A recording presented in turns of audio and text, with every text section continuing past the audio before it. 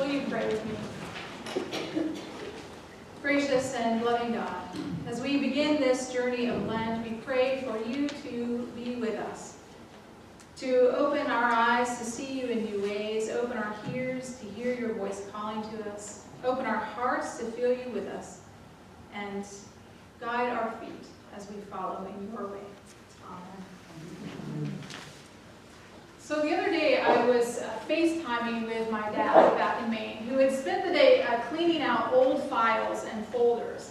And among them was a file full of cards that I have sent him over the years. And so one by one he was holding them up for my kids to see, the kind of Valentine I sent him in 2nd grade or 4th grade. And he was showing them, and then pretty soon he said, you know, I've got a couple coupons that go with these as well. And I had to smile, because if you remember from your own childhood, or maybe as a parent of small children, how many birthdays or holidays where you received coupon books from your kids, right? So the kinds of coupons that I gave my dad, you know, 2nd grade level would have been a free foot rub, you know, a coupon for a game of horse on the basketball court. As I got older, they got a little bit more sophisticated, so maybe a home-cooked meal, or a promise that he could go to any flea market. I would go with him. He could stay as long as he wanted, and I would complain. Until even more recent years, when the coupons just got a little bit bigger and better, a coupon for a bed and breakfast weekend with my mom, or even for his birthday recently, a promise that when we're together, we'll spend the whole day, just the two of us, hitting his favorite bookstores.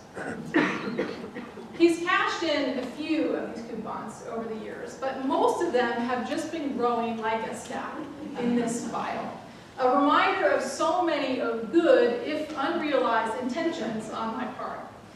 And were he to demand repayment right now, it would be really hard. I've got a family and a career. I live 3,000 miles away, and it would be a little imposition to hop on a plane, get out there to give him a foot rub. It would be a little great cost to me. He knows it too, which is why he lets these things slide and let them just accumulate in the folder. The love of a parent willing to free me from the debts that I have incurred over the years. Because for him, it's much more important to stay in relationship with me, to stay connected to me, to give me a chance to be connected to the people in my life here, than it is for him to exact payment on all these debts I owe. In a word, it is grace. And to me, I think that is what our parable is about this morning.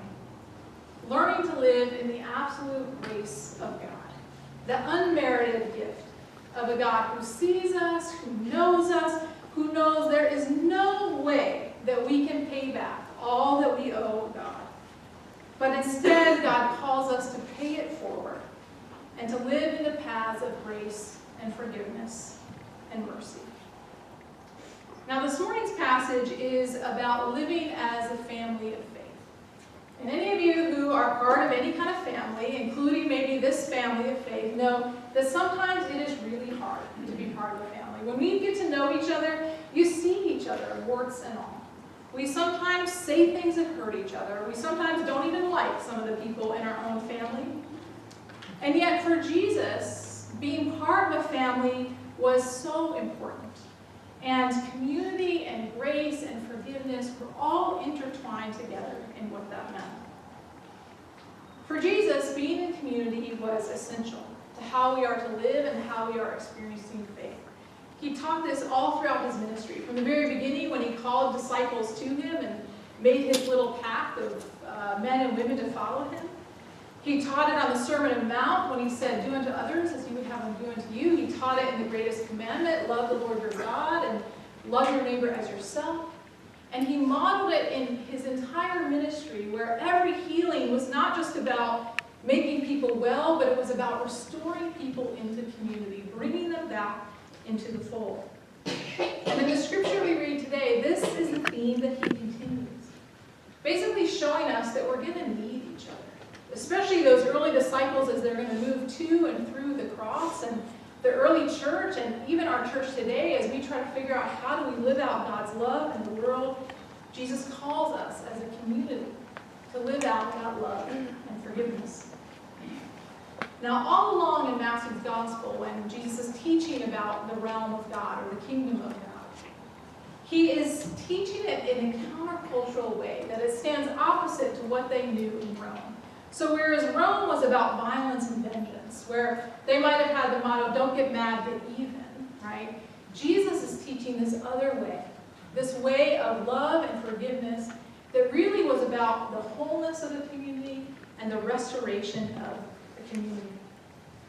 The word that's even used for church here is a word ecclesia. It's where we get ecclesiastical and other churchy kind of words, but it really has this connotation of being set apart. And it was a word that was used in Greek politics at the time to talk about the people that came together to make a vote or make decisions or affect change in the world.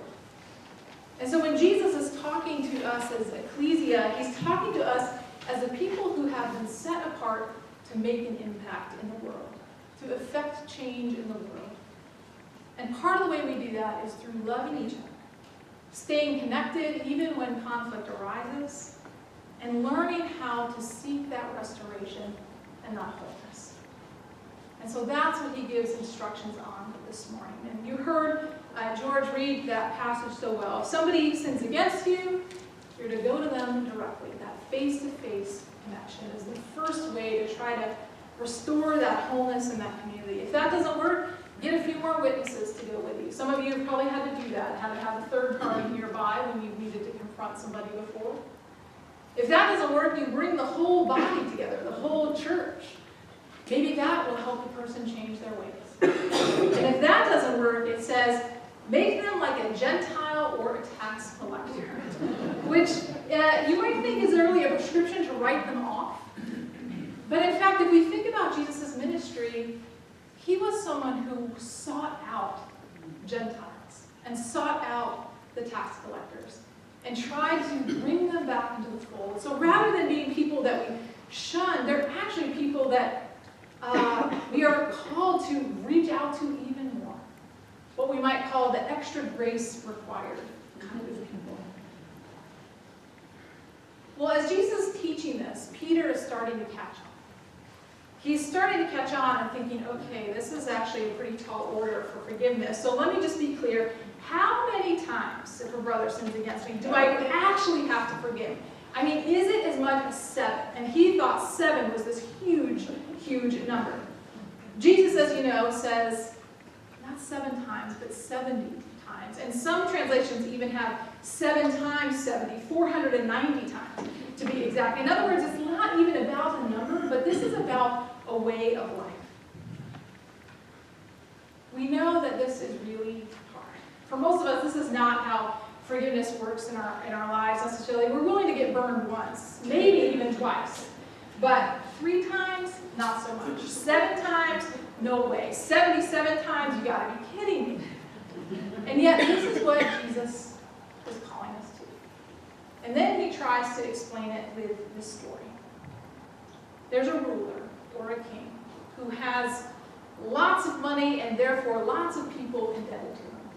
And one day he decides to reconcile all his accounts. And so he starts with the guy that owes him the most money. And if we were a first century audience, we would be howling with laughter, because the idea of somebody owing 10,000 talents is ridiculous. A talent was 15 years worth of annual wages. It's 150,000 years of annual wages. It would be like saying one guy owes another guy $1 billion, right? There's just no way. There's no way to amass that amount of debt. There's no way for the guy to pay it back, which the ruler knows. And so he says, well, then I'm just going to cut my losses, sell you, your wife, your possessions, and get the money and be on my way. And the guy falls down on his knees and he says, please, have patience with me, and I will pay you back what I owe. Well, they would have been laughing again, because the guy could have worked 40 hours, 80 hours a day for the rest of his life. There's no way he can pay back what he owes. And yet that ruler looked at him and saw him with the eyes of pity, it says here, but I would say grace, and said, okay, actually your debt is erased. You are free. You are released from this. And now you can go and start anew. I love the story up to this point, right? right? It's good. It's this wonderful story of God's grace. And you would expect the guy to run off and be full of grace and gratitude for what has just happened to him.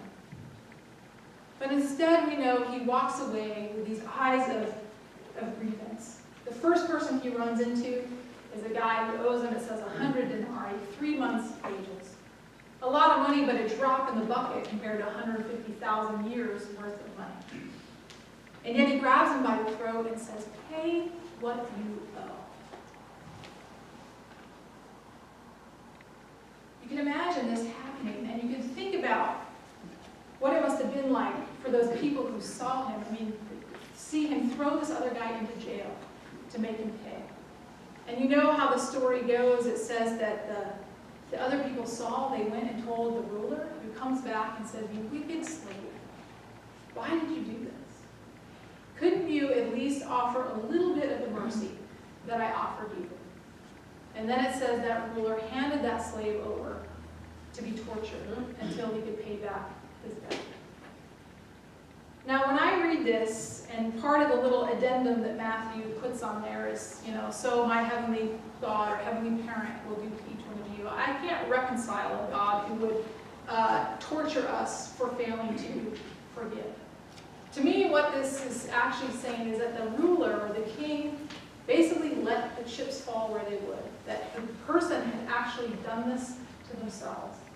And you know this from your own life, right? That any time that we hold on to that anger and that resentment, and we have ledgers for people and are keeping account of everything that they owe us, it is like torture for us. It is like being in prison for us. It creates this rift in our relationship with the person, with God, with ourselves, with each other, because all we're doing is trying to figure out how do we get back at this person, or how do we get them to give back what they owe us. Part of what we are being called to do, I think, in this passage is in order to move toward forgiveness, in order to even be able to start to know how we repair those relationships with others, we have to learn how to receive the grace that is offered to us in the first place. We have to remember that every single one of us has been that middle servant. Every single one of us has a stack of IOUs that God graciously has ripped up and said, your coupons aren't good anymore. You can't cash these in. And that if we stop to think about it, I mean, our whole entire life, just the fact that any of us is sitting right here right now is an amazing gift, and it's the grace of God. I mean, it is a scientific miracle that any of us are actually here, that our cells came together and formed, that we made it to birth and through birth, that we've had lives and loves and educations and families, and that we get to enjoy the sunshine or the beauty of the Northwest or put our hands in a garden. All of this, right, is an incredible gift from God. It reminds me of one of my favorite poems of all time, The Lanyard by Billy Collins. Some of you might know this poem. We often use it on Mother's Day because it's a great Mother's Day poem about a kid giving his mom a lanyard for Mother's Day. And it's a ridiculous gift, he acknowledges, because of all that his mother has given him. And I'll read you just a section of it, and you can think about it in terms of our relationship with God. He writes, "She gave me life and milk from her breasts, and I gave her a lanyard. She nursed me in many a sick room, lifted teaspoons of medicine to my lips. She set cold face cloths on my forehead, and then led me out into the airy light, and taught me to walk and swim, and I in turn presented her with a lanyard. Here are thousands of meals," she said, "and here's clothing and a good education, and here is your lanyard," I replied, which I made with a little help from a counselor. "Here's a breathing body and a beating heart, strong legs and bones and teeth and 2 clear eyes to read the world," she whispered. "And here," I said, "is the lanyard I made at camp." It goes on, but there's just this wonderful humility in this poem about recognizing the gifts that we have been given, just the gifts of life and breath, and that there's no way that we can pay it back. Everything that we've been given is an absolute miracle and an absolute grace. And the lanyard that God would love from us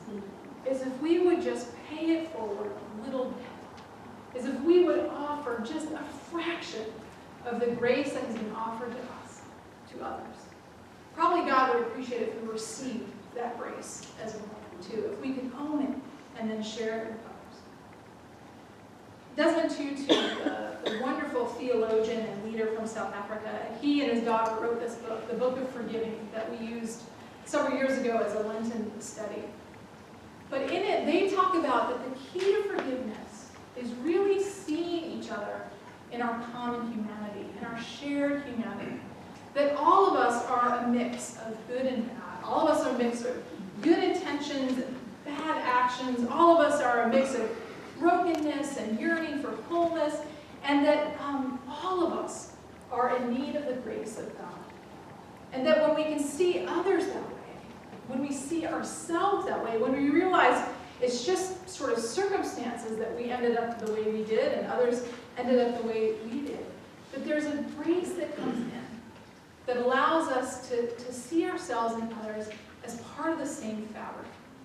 And that when we work to forgive, it helps to knit together those rips that have happened in the fabric.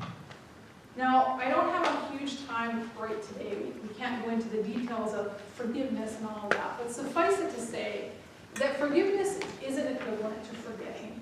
It's not equivalent to giving somebody a free pass to continue bad behavior. It's not a way to be a doormat to someone else's actions. Forgiveness is really the work that we do for ourselves to help not be bound to the pain that someone has inflicted on us, to not be bound to that person in a way that they still hurt us. But it's a way that we free ourselves from the past so that we can be open to a new future. And it's a way that we can free ourselves and free actually the other person to begin again and to have a new start. Desmond Tutu says that when we are able to develop a mindset of forgiveness rather than a mindset of grievance, we don't just forgive a particular act, but we become more forgiving people. When we have a forgiveness mindset, we start to see the world not through grievance, but through gratitude and through grace. To me, that's what communal life is about. That's who Jesus calls us to be as children of God. People who walk around with a perspective of grace rather than grievance. People who look for ways to celebrate God's abundant generosity and love in our lives and in the world around us. And that rather than grabbing others by the throat and telling them, demanding them what they owe, we instead share that grace of God and pay it forward, seeking to forgive rather than get even. So here's a challenge during Lent. How can you live more deeply into God's grace? What would it mean for you as you walk through even this coming week, looking through the lens of grace and gratitude rather than grievance? How much would the world change if we could be a little more forgiving with each other? And how much would we change too? May God be with us as we begin this Lenten journey, as we seek to both receive and share that immeasurable and wonderful grace of hope. Amen.